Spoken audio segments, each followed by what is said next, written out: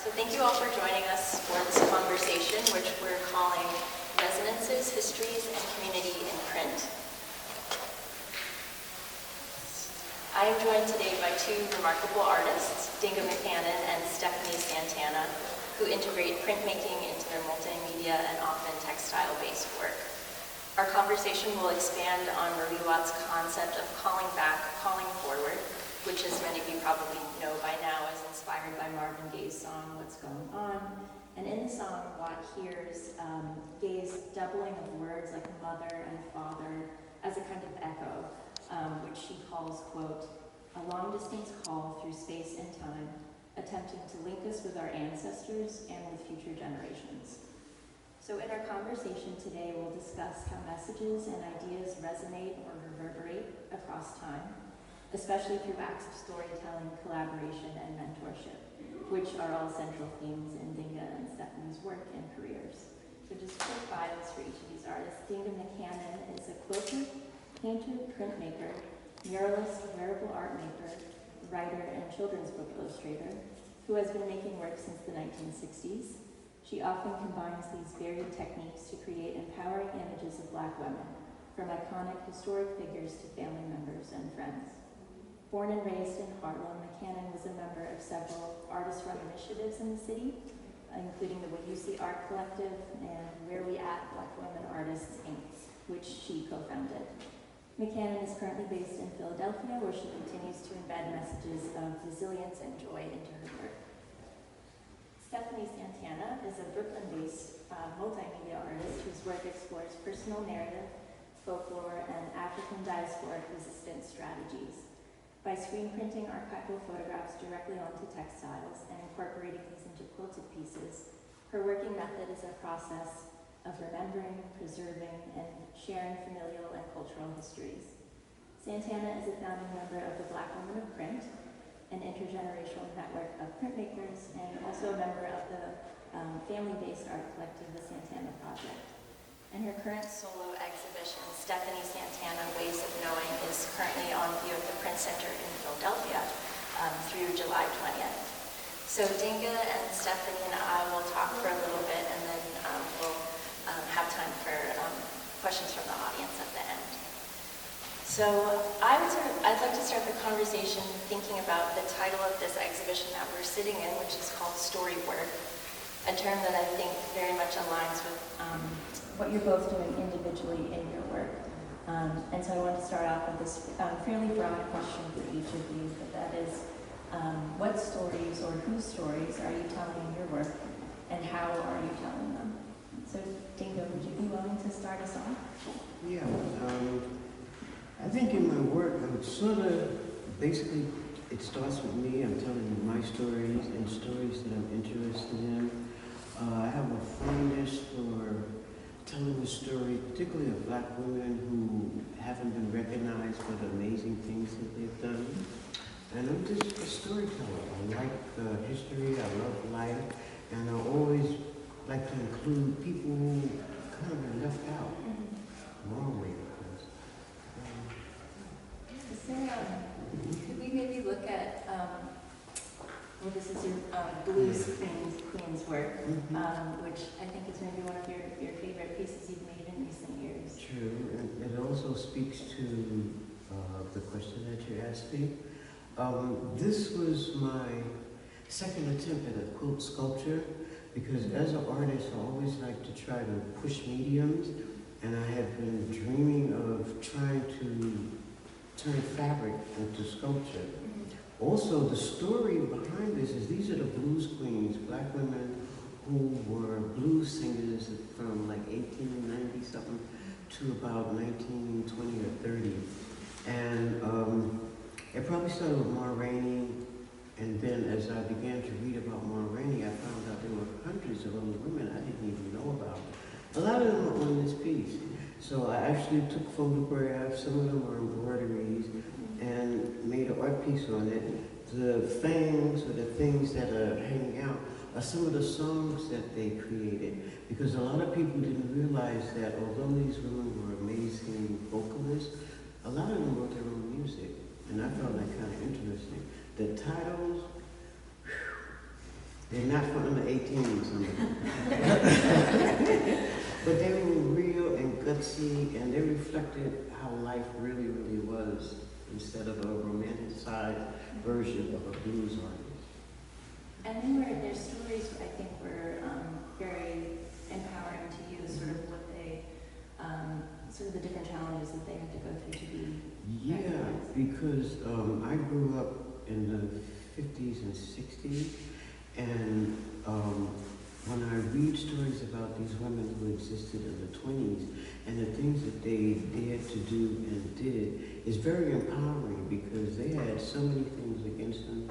Racism was the major one, the economics, the whole thing about being a woman artist. All of these were sort of things that to dissuade them, and yet they flourished. They wanted to be artists. They did be artists. They made wonderful music, and all of them were not broke. Some of them had money. So all of that's empowering, because the story with artists is that you're going to starve, but not necessarily.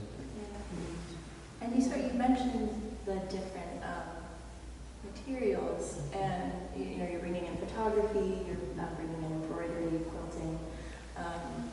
Maybe there's a beading in this. Yeah, beading. But I wanted to touch on the fact that you have said often that you define yourself as a multimedia artist, and you feel very strongly about that label. And I wonder if you could talk a little bit about, not wanting to be pigeonholed into different media, and that there's a sort of freedom in the label of multimedia. Yeah, it's not commercially, I think, or I guess before the last 5 or 6 years, it wasn't. An artist, if you happen to be successful, you're usually known for one thing. And the problem with that is that if you're doing that one thing, you can kind of get locked into it, and then your whole economic system is based on this one thing. And, I've had 50 years, maybe 60 years of creating. I think I get a little upset or bored or annoyed with myself if I kept doing the same thing. And as an artist, I just want to explore all that's in me.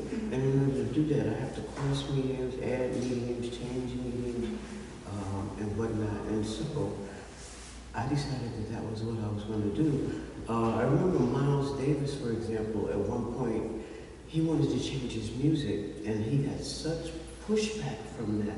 But I totally understand it. As an artist, as a real artist, you get bored doing the same thing, day in, day out. You want to explore. The world is huge. There's all kind of stuff out there. So why are you limiting yourself? I had a question. What draws you to a particular medium when you are making, I love that idea of freedom and being able to move between different media. What kind of inspires me is taking something like, for example, brown paper, and I look at how the world looks at it. It's just brown paper, but it also can be repurposed into an amazing art medium. And so then I'll start playing with brown paper and see exactly where, my mind and the paper can take me. Right. Do you do the same? Yeah, I think I'm really drawn to certain materials. I mean, fabric, I just love the tactile nature of it.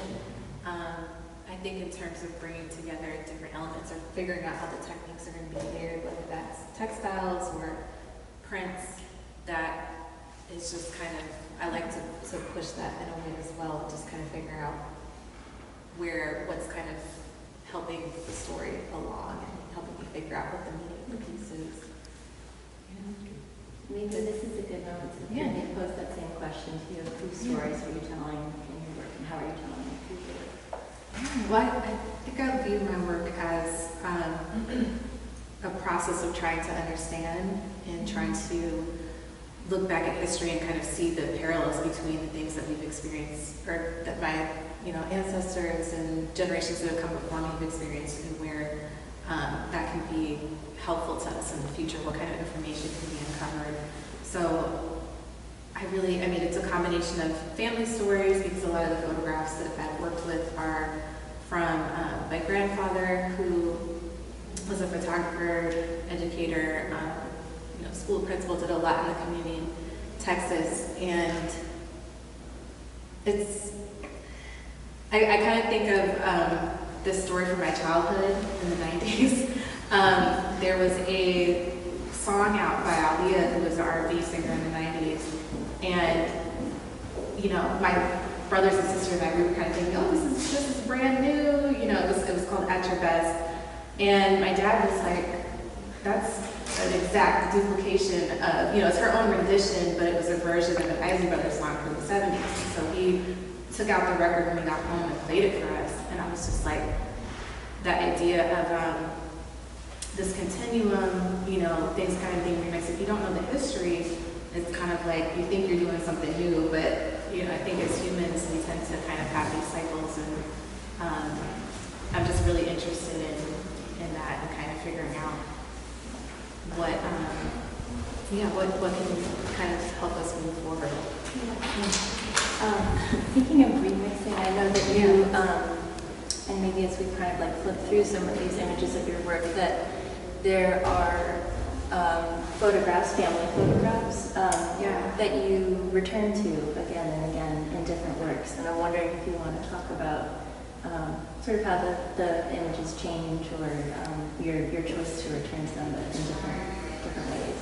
Is there a good work maybe to help? No, this is a good one.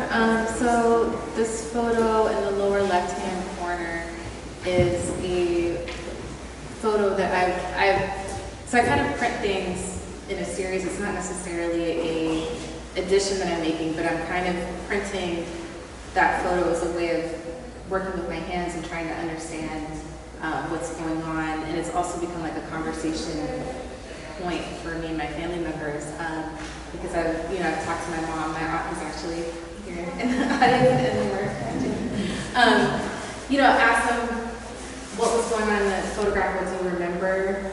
There's more work that I need to do in terms of oral history, which I think is really important. But I think over time I come to understand why certain images are connecting to other ones. Like, for example, I was thinking a lot about protection and finding areas of safety, areas of self-definition. And there's another image, if you look kind of up to where that green rectangle is, that I collaged from my great aunt's archives.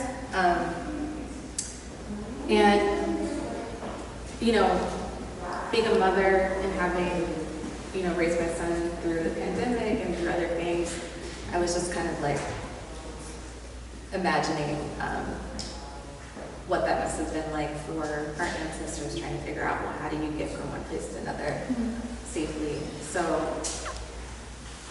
to kind of answer your question about why I return to certain images, I think there's something that's speaking to me in the way that the composition is, and what kind of pieces up to the storytelling and things like that.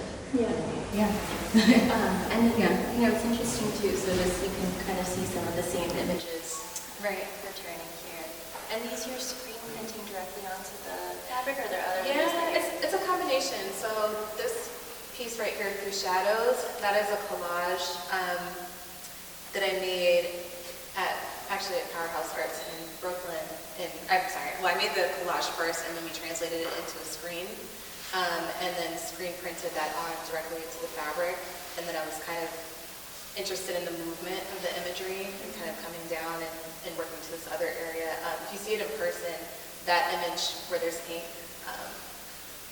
kind of above that pattern, that pinwheel pattern, it sort of looks like a house. And that was a cyanotype that I had done. So there's a lot of just layering of different imagery.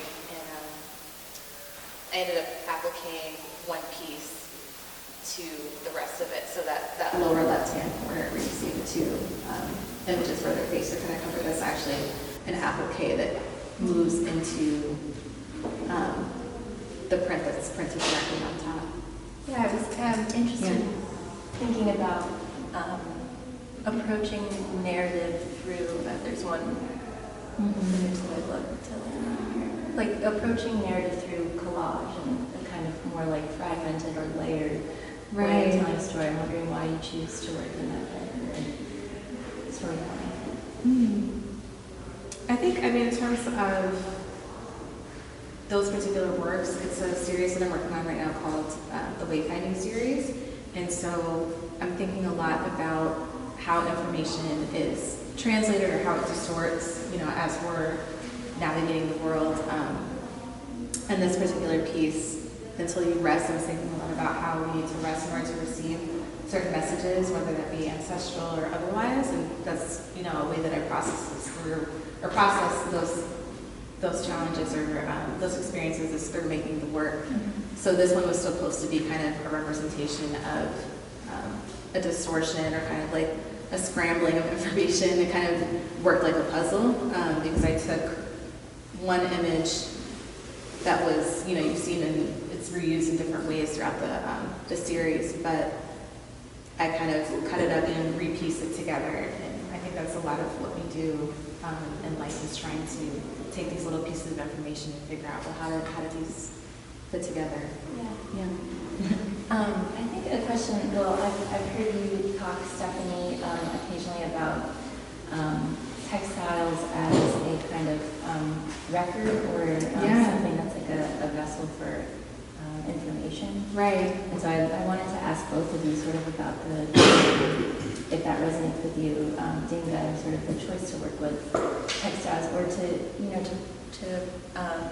investigate these family photographs through printmaking and then putting them onto a textile. It's a very specific way of thinking about history. That could be a good question. Whoever wants to jump in and think about that.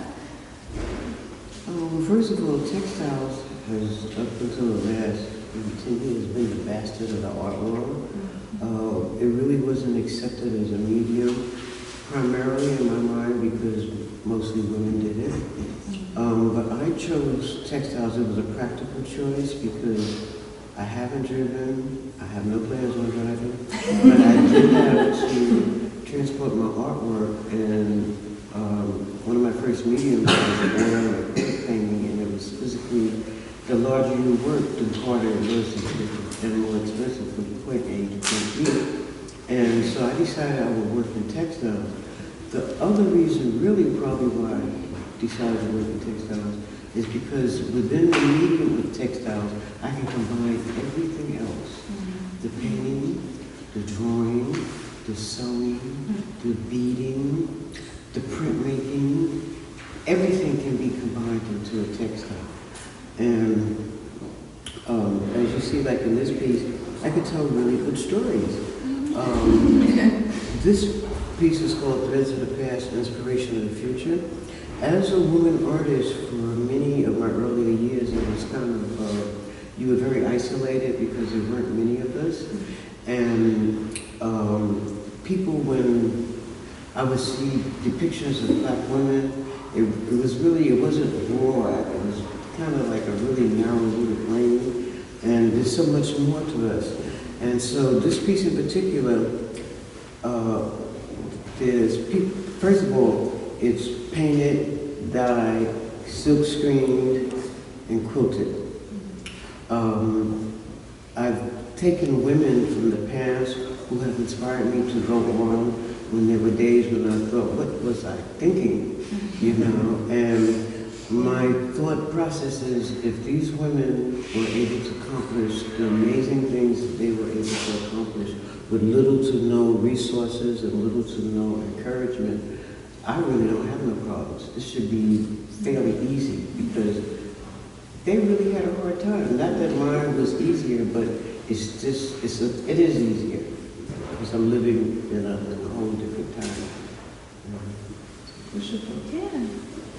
I love what you said about that, working on those particular stories and embedding that in the work. It allows you to combine all those different things. It also inspires you to keep going, because I think in putting together the narratives and the quilted pieces that I make, it really is, just being inspired by everything that's come before me and realizing that I'm part of that lineage, and that I'm creating a sort of living document in the same way that my foremothers did.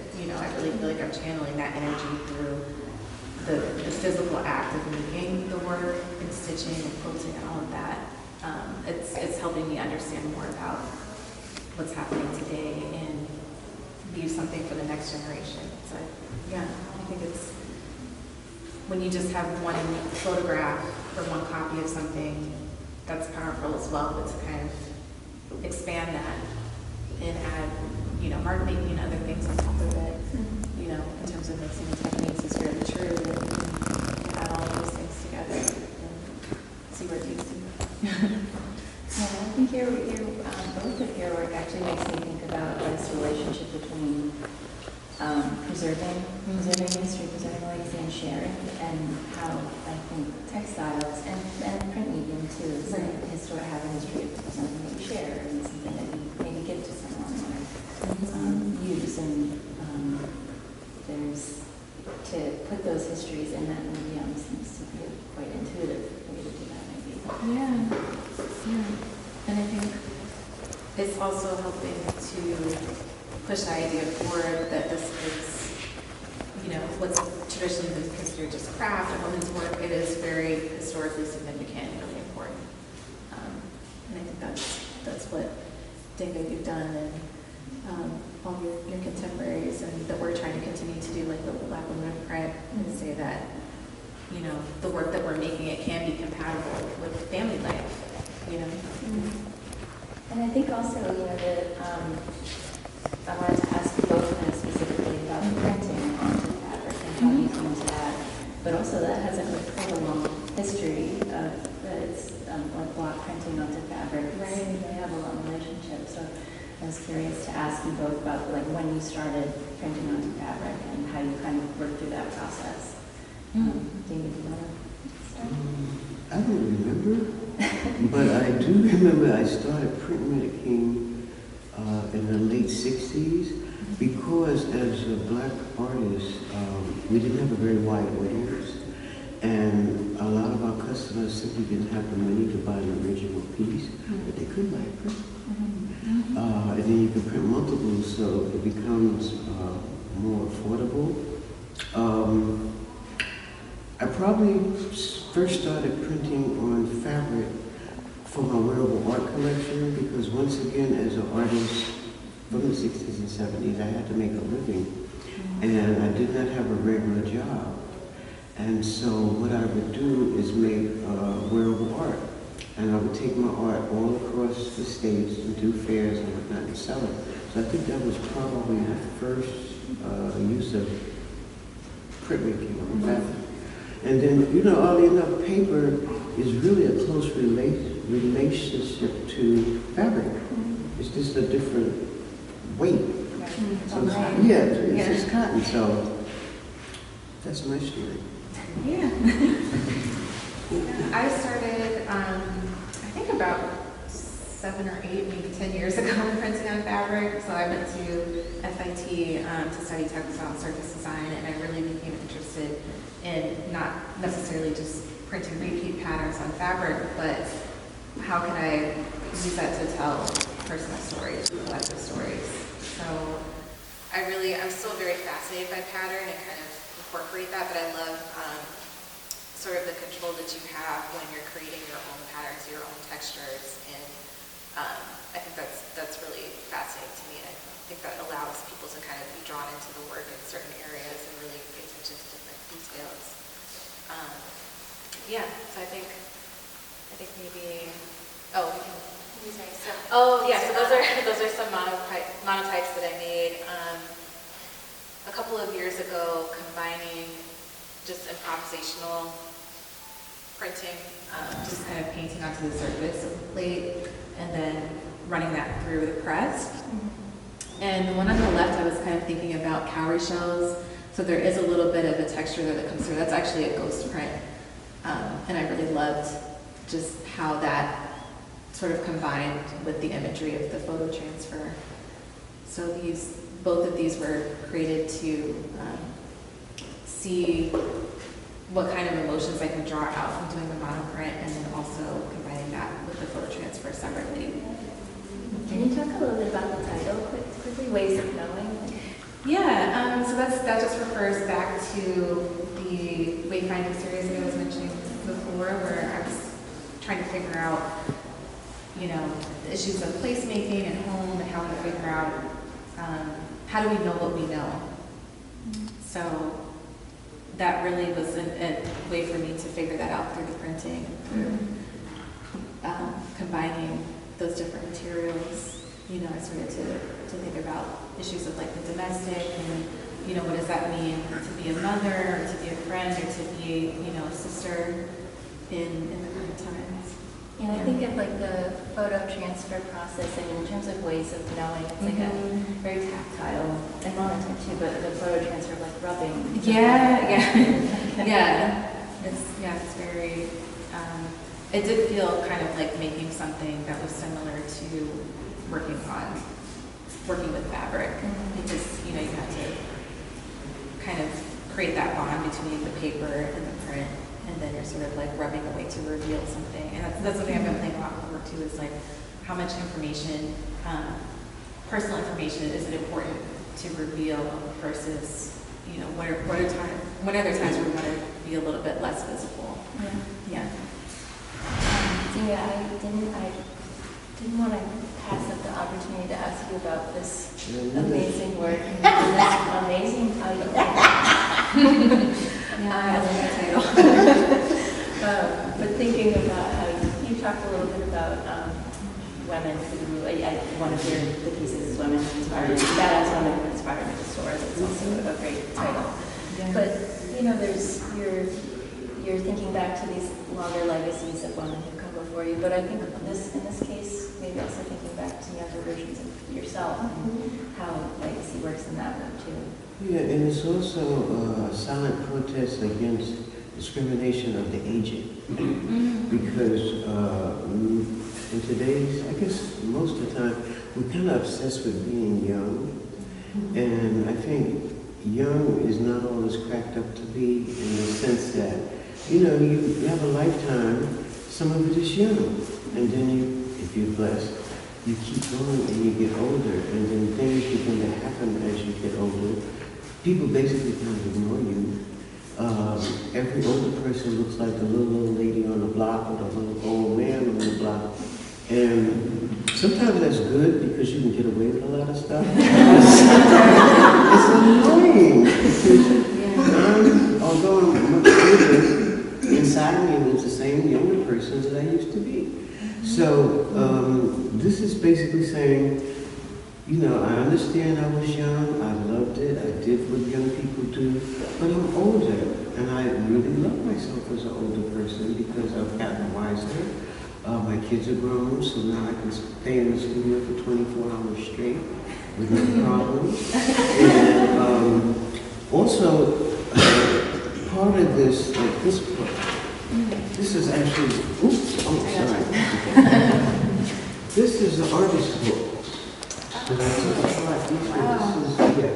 And then these little things here, when you go to the party store, the things that they have for older people's birthday are very limited and sometimes quite insulting. So I bought some of the, I forgot what you call this, they glued that on there, and yeah, the confetti. And then these were things that I had to deal with as an older person. Like everybody thought I should be dyeing my hair. You can dye your hair any color you want, but it's also okay if you want to hair gray. One time I was told that I couldn't sit in the emergency row on the plane because I guess they figured I was old and if something happened, I'm going to run away or something, I wouldn't be able to help anybody, which is not true. And I can't see some of the other stuff, but this was my way of telling the story of some of the things that happen to us as older people and how we see other people seeing us. Scout, can you just read out the title of the piece for folks who may not be able to see it? Yeah, I embraced the younger woman I used to be, but I love the old lady. And I had to go. Beautiful, thank you. So I wanted to ask you all, both of you, about, I think that collaboration, mentorship, teaching have been important roles in both your life and careers, both as mentors and mentees. And I just wanted to ask like each of you to maybe talk briefly about, or not briefly, about moments in your career that of collaboration or mentorship that have been especially meaningful to you, but have kind of continued to impact you throughout your life. And maybe you want to start us off. You could probably start with the mill, which was my biggest collaboration. Okay, this was just finished like maybe 2 months ago. And this was collaboration between myself, my son who worked as my assistant, and some of the inmates at Rikers Island. They built a new building here, and they wanted to have something beautiful and inspiring for people to see, because this particular building, this is the last place you see when you're leaving, and when people come to visit you, this is the first place they see. This was a collaboration. What happened is that I went to talk to the inmates. They told me what they wanted to see. And they did hundreds of little drawings. And then I took all those drawings home and sort of collaged them into what you see here. And this is the result. But it's one of the collaborations. Then one of the other slides, okay, this is called "If the Mothers of the World Unite, then perhaps we would have peace." This was done before this current layer of wars, and the feeling was, this was a collaboration. This is my second collaboration between my son and I doing public art, and my feeling was that as mothers, we birth the human beings that walk on the earth. And perhaps if it was up to us to decide whether we would go to war or not, maybe because we understand and seeing a child within you and then coming out into the world, maybe we would be a little less quick to do wars and to have fighting and stuff. And then there's another piece in there, the "Where We At Peace." That was, okay. This is members of Where We At. Myself, Faith Ringo, and Kay Brown formed the first Black Women's Collective in 1971. The Brooklyn Museum had an exhibition called "We Wanted a Revolution, Black Women Artists 1965 or maybe 1945 to 1970 something. I had a big part in that. But the thing was, not many of us left, and it was just basically me on the stage. And I said, well, what about everybody else that came before me, or that was within the group, or that was involved? And how can I bring them, like when I'm at this exhibition, how can I bring them? And what I did, I made a coat. And the coat has photographs of some of our members. On the back of it, it has reproductions of flyers and information about the group. And that was sort of like a collaboration with me and a group that sort of doesn't exist anymore, and trying to tell the whole story and bringing them to the table even though they weren't physically here. Yeah, that's really such a important snapshot of history as well, to have all their names and images. It's really beautiful. Yeah. And to something that you wear. Yeah. Right. Yeah, there's something very significant about that part of the work too. So it's a coat that's over the hanger. Yeah, the hanger was made, I sold the coat finally, and then when I sold it, it was like, so where are they going to put it on? So I said, well, why don't you make something? So I made a paper mache hanger. Yeah. That's it. Beautiful. Stephanie, do you want to maybe talk about a few moments of collaboration or in your life that have been? Could we go to the photo Black women? Oh, yeah. So I'm founding member of a printmaking collective of 6 members called Black Women of Print. And it was founded in 2018 by Tanikia Word, who's based in Milwaukee, and together and meet in person at least once a year. And it was a big collective effort to be able to do this and share our work with everyone. And it was just beautiful to see how the themes in our work overlapped, and we've all kind of influenced each other's practices, which I feel that Karen can attest to in terms of just sharing information about, techniques. We'll talk about like, well, how are you, like, what are you using for wood cut? We did a printmaking residency at Penley School of Craft in Bakersville, North Carolina in 2022.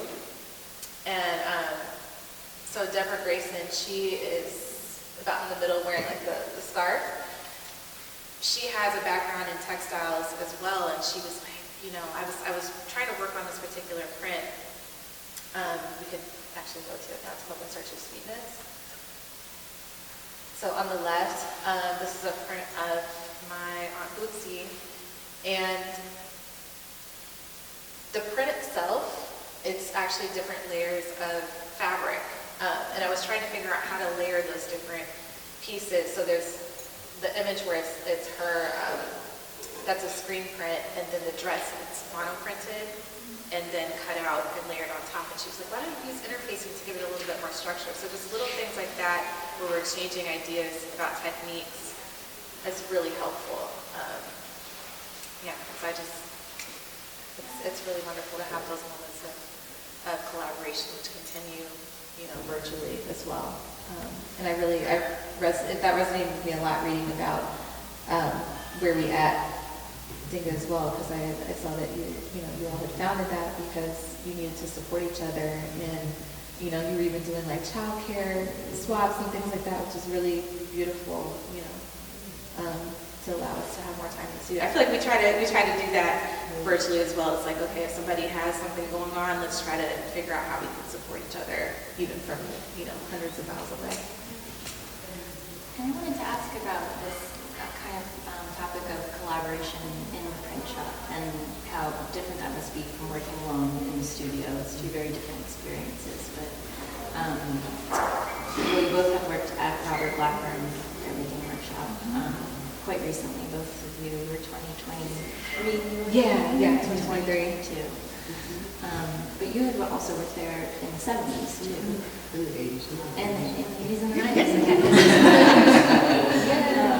So I'm just curious about that atmosphere, what the kind of process of collaboration or sharing ideas between the artist and the printer, how that relationship works and maybe influenced both of your work outside of the print shop. But maybe just to talk about the experience with Robert Blackburn, working there and starting out with what we do. I think initially Bob had invited myself and members of the Way You See Artists Collective, which was another collective that I was an early member of. I think I was probably 17 when I joined them. And he invited us, we had a press, that's what it was, because one of the artists was a printmaker, and he was the one that made us aware of the fact that we could sell a lot more prints than we could originally pieces. The building that the press was in, we basically got dispossessed, so we had no press. Bob opened the doors to the printmaking workshop, so we all went down there and printed from time to time. And it was interesting because when the artist in the studio, you're usually all by yourself. In the print shop, in a way, you're kind of by yourself, but you have people around you.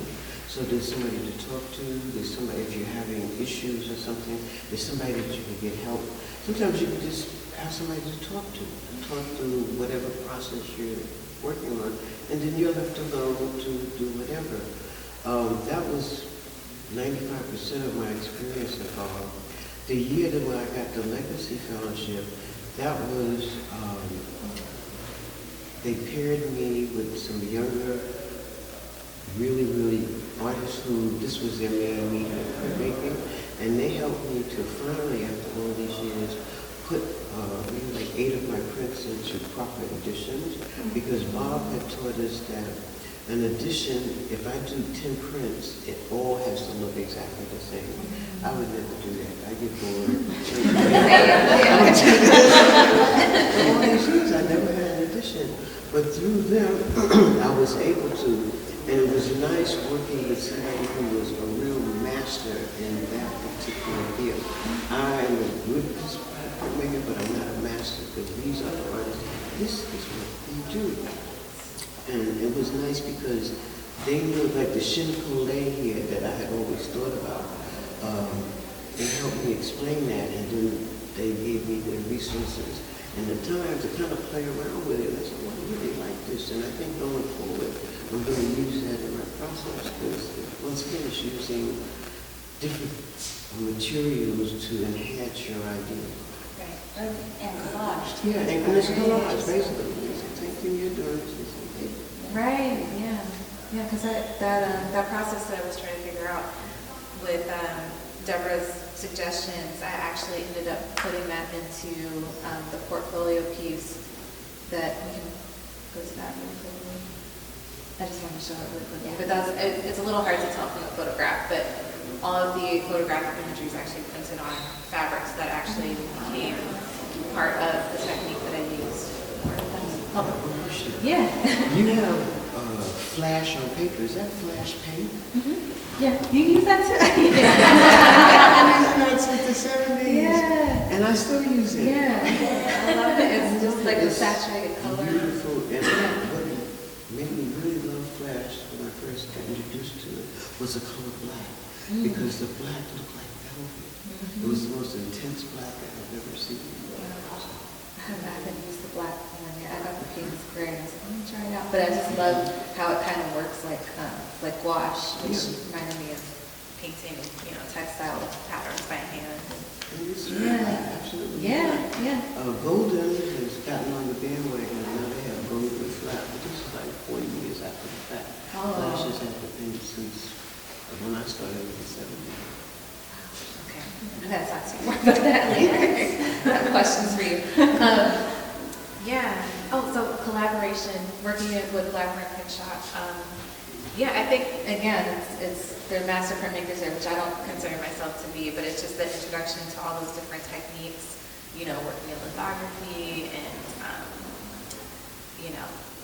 intaglio, like all these different techniques that I haven't really gotten as familiar with. I'm really excited to be working with them on that. So we're actually going to be doing an edition together later this year, which It's good to hear. Yeah. working with Jasmine Crisis, which is a master printmaker. Did you work with Jasmine as Did you well? work with Jasmine? Yeah. And Justin. Yeah, they're Great, amazing artists. I wanted to ask you, because I think I read that these are actually plates or matrices that you had originally made in the 70s and then returned to 2022 to make the addition. Yeah, this plate was of my daughter. It was also I made the original drawing in Haiti in 1970, maybe 70 or 71. And Lavinia Williams, who was a master dancer, choreographer, her house in Haiti. And it was made on cardboard because it was a cardboard plate. But after 50 years, the cardboard kind of disintegrated on the side. So I found the plate and I said, well, I want to redo this. And it didn't have any of the orangey paper in it. And when they introduced me to Shin-Kole, this is perfect. It will enhance the piece and it does. And is there anything about kind of returning to a work after so many years, like having a different relationship to it? Or? No, it was like looking at an old friend. And then just saying, okay, now, we've met again, now what? So the now what was, okay, first make me permanent. So I made that into basically a linoleum print. And it's like an old friend. I still saw possibility, and that's the nice thing about art, is timeless, and is with one piece of work, you can work on that piece. for 100 years. But we have deadlines, and you don't have to sell. But you can always go back and add and subtract. You know, it's sort of like a plant. You can continue to water it, you can continue to flower. Things might change, but you have that possibility. I don't know if you wanted to maybe talk specifically about the, well, even any of these editions that we have here, Stephanie, but a lot of the photos, the images are some of the same, but then you have this. Yeah. Yeah, it's trying to make me wish I included more, because this is actually a variable edition triptych. There's, I think, 12 of them, 12 sets of 3. So I hand painted the paper, and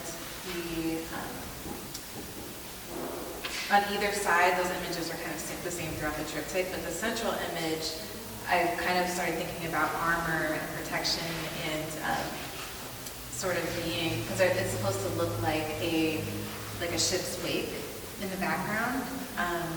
So that's why it's called Upon Gather and Wake. And it's sort of supposed to be a story about this woman who is protecting her children from sort of outside danger or other things that she may be encountering in her lifetime and trying to raise them. And she's calling upon, you know, those ancestral spirits around her to help her through that. So in some of the other central images, I have kind of like a mask and other things, you know, that I painted, I hand painted on top of the photographic imagery. Okay. Right. Did you have another question? No, Oh, okay. talk a little bit more about it. Yeah. Sorry. There you go. Returning to some of the same image of impression as well. Right, yeah. So I think, connecting to what Dingda was saying to you about varied editions, I really love that printmaking, you know, when you continue to print something repeatedly over time, you can kind of think about different elements or what you want to draw attention to. So I love that you returned to that plate, you know, decades later, and kind of thought, how has it evolved, you know, over time, and how did you want to kind of change the imagery or the color? I think both of these, they're not quite varied in the same way, these editions that I did, but I did each individual element by hand, and there's some kind of variation in terms of the application of the paint.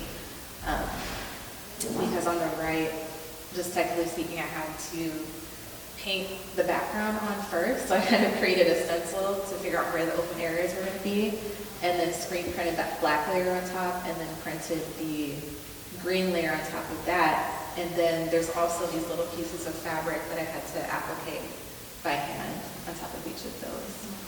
On top of the green. Oh, I'm sorry, on the right. So pressure. Yeah. Yeah, there's fabric appliqué there as well.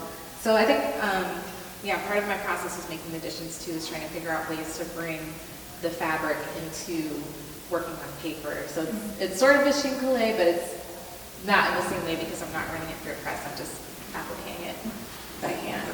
But I love trying to push that and combine different techniques. Well, I love thinking about this idea of the echo in each of your work, the returning to the imagery, the returning to the plate, the way these things reverberate throughout your careers over a long period of time, and they continue to shift and evolve. It's been really nice to kind of think through that with you both. Yeah. I would love to turn it over to audience questions, but also if you have questions for each other too, feel free to. Yeah, one thing, there's an image on here, a woman's work is never done. Yeah. That we can talk about. And that's it. Yeah, when you talk about collaboration, as I was saying, myself, Faith Ringo, and Kay Brown formed the first Black Women's Collective of Artists in 1971. And this piece was done for Faith Ringo for her 80th birthday. And as you know, she just died recently. And it's called Women's Work Is Never Done. And I'm telling the story I use like alphabet beads, which are usually thought of as a craft medium, to tell different proverbs that I collected about women and women's work. And at this point, it's sort of like a memorial to her because now she's no longer with us. So, but that was one of the greatest collaborations of my life, the three of us coming together and forming this group, which stayed together for like till 1999. Yeah.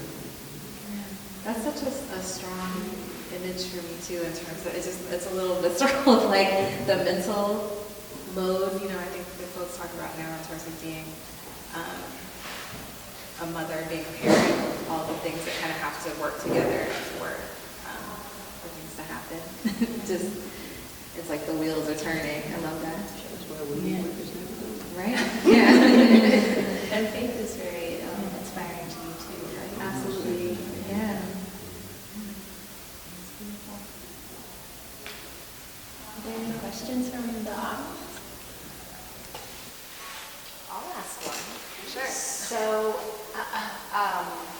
one thing that I have liked a lot that you all have drawn out in this conversation is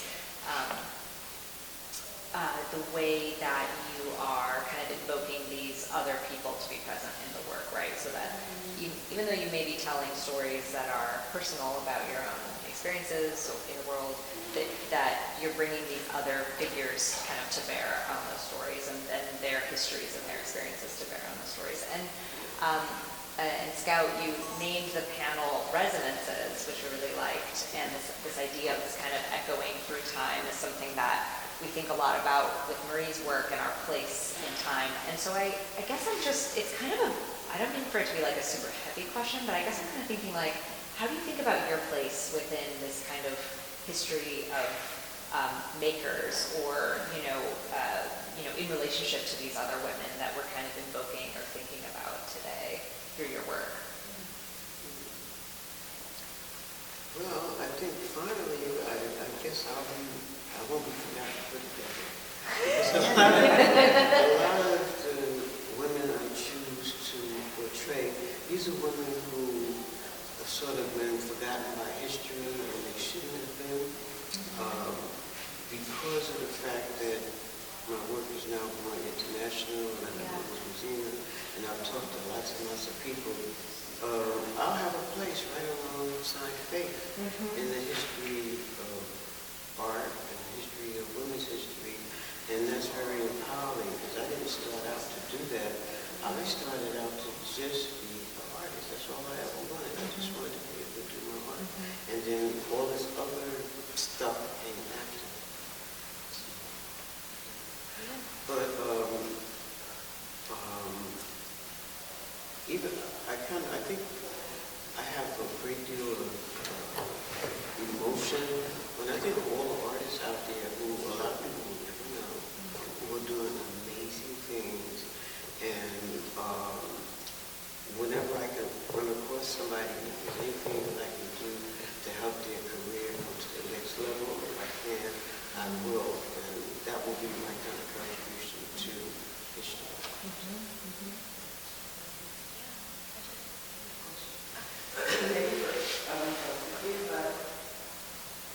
Did you decide when you wanted to be an artist that you were going to be a storyteller? No, in the 60s we didn't have those kind of terms. You just was an artist, whatever that meant. Like I said before, a lot of times it meant you could go star. You could do, and art wasn't as important then, I believe, as it is now, or maybe it wasn't.